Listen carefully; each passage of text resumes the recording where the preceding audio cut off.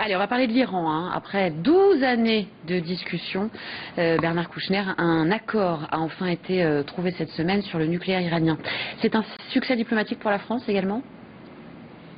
La France faisait partie des 5, plus 1, vous savez, l'Allemagne, les membres du Conseil de sécurité, plus l'Allemagne, et je pense qu'ils ont eu raison, même si je ne suis pas très sûr de la manière dont sera respecté cet accord en Iran, même si je sais que ça ne changera pas la théocratie, que les mollahs seront toujours au pouvoir, même si le lendemain de l'accord signé, et il vaut toujours mieux signer un accord vers la paix que de s'apprêter à faire la guerre, ça n'empêche pas d'ailleurs en général. Le lendemain de cet accord, il y a un camp en Irak qui est dirigé par des chiites, amis de l'Iran.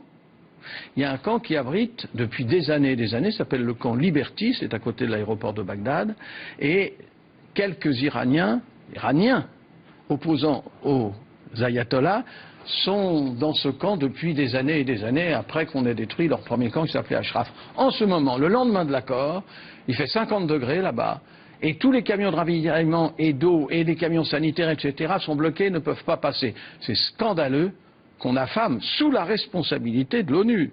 Sous la responsabilité de l'ONU, ce camp est affamé sur ordre des Iraniens, par les Irakiens chiites. Je trouve ça absolument scandaleux.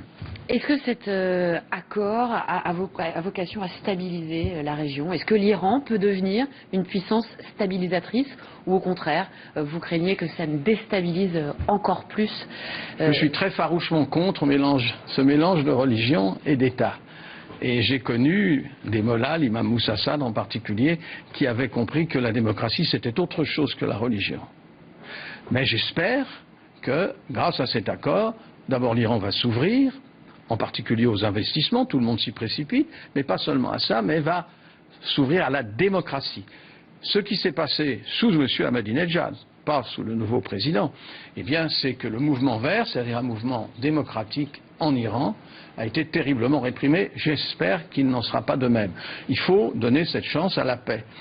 De toute façon, on donne aussi une chance à la guerre, parce que les seuls qui sont capables de s'opposer au Daesh, c'est-à-dire à l'État islamique, c'est-à-dire aux barbares et aux assassins de l'État islamique, pour le moment, ce sont les Iraniens, et certainement, ils vont le faire.